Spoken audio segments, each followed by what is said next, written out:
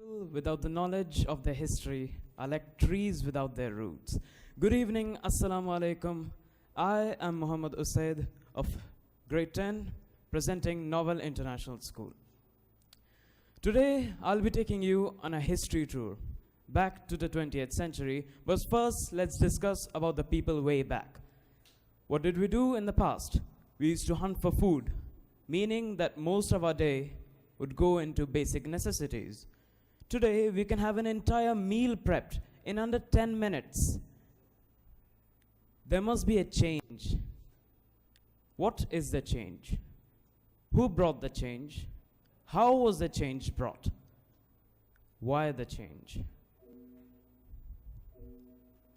Milestones of the 20th century. This is my topic for today. Dividing an entire century into 4 parts is an enormous task that we have. Don't worry, I've done that for you. We will be dividing the entire century into 4 parts. The political events, the famous personalities, inventions and discoveries, and last but definitely not the least, the changes that we have.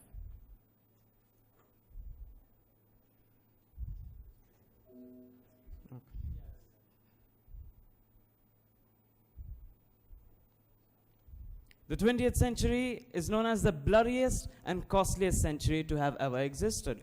2 world wars, major significant revolutions, a ton of social and economical problems. This all happened during the century of the 20th century, all between the period of 1901 to 2000. This makes it one of the most important centuries in a military sense. Berlin during World War. To your left is the picture of Berlin during World War, full of terror, panic, in ruins, destroyed. This is Berlin now.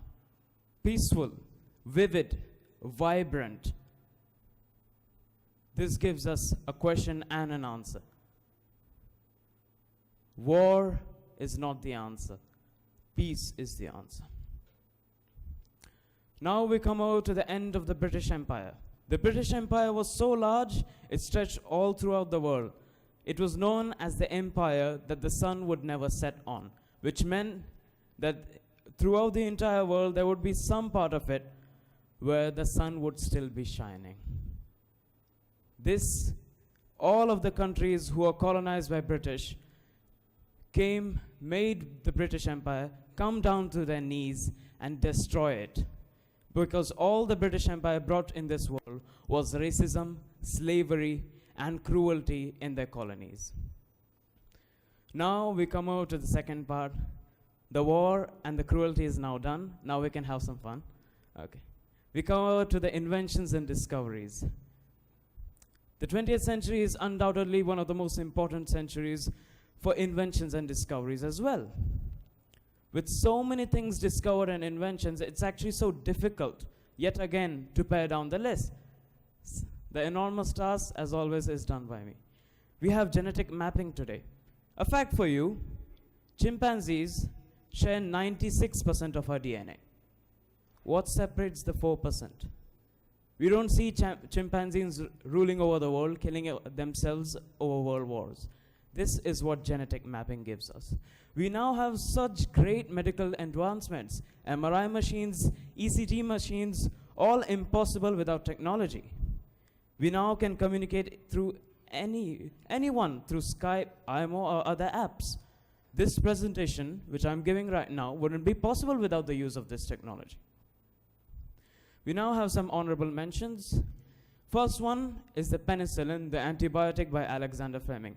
By show of hands, please tell me how many people have consumed antibiotic as a medication before. See? This is basically why you're alive today. Antibiotic is given when you're at the critical stage where if you don't consume penicillin, you might actually die. This was what causing so many deaths in the 20th century. We now have the Einstein's theory of E equals mc square. Everyone knows this equation, right? Yeah. Niels Bohr finally postulated the correct model of an atom. Before that, Thomas Jefferson, J.J. Chadwick all described it quite inaccurately. Crick and Watson, they showed the helical structure of the DNA, which, as I said before, was useful for genetic mapping. This introduced a new field of biology, microbiology, which helps us understand diseases. Again, we are alive pretty much because of history. Dolly the sheep was cloned, not biologically reproduced. The things, when we have children, we biologically reproduce them. They're not clones of us. This was the first time an exact copy of an organism was cloned. We have inspirational persons of the 20th century. Everyone knows Mahatma Gandhi, right? The father of nation of India. Second is Nelson Mandela, who fought the racism brought by the British Empire. You remember a few moments ago? This was what caused the end of the British Empire. He was one of the people. Albert Einstein, who proposed E equals mc square, last slide. I hope everyone is still awake. He is known as the father of modern physics. He got 3 Nobel Prizes for modern physics.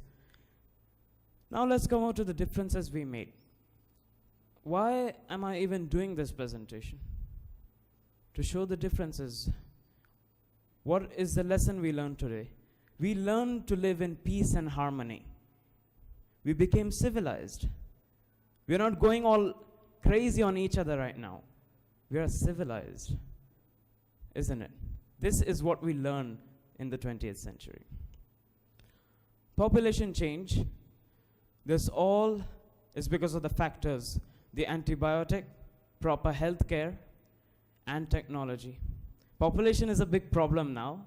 However, at that time, the world was such a big place that no one could know who was 50 miles from them. But now we can connect through thousands of miles.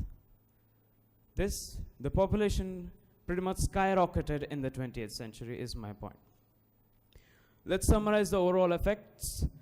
Abolition of slavery and racism, end of the British Empire was a big part of it.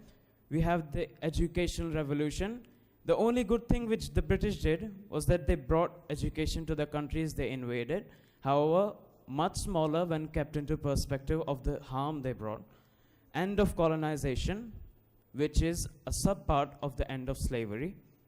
Formation of the United Nations, and ultimately, world peace. I would like to end with a quote which Martin Luther King said: "We do not make the history makes us." Thank you.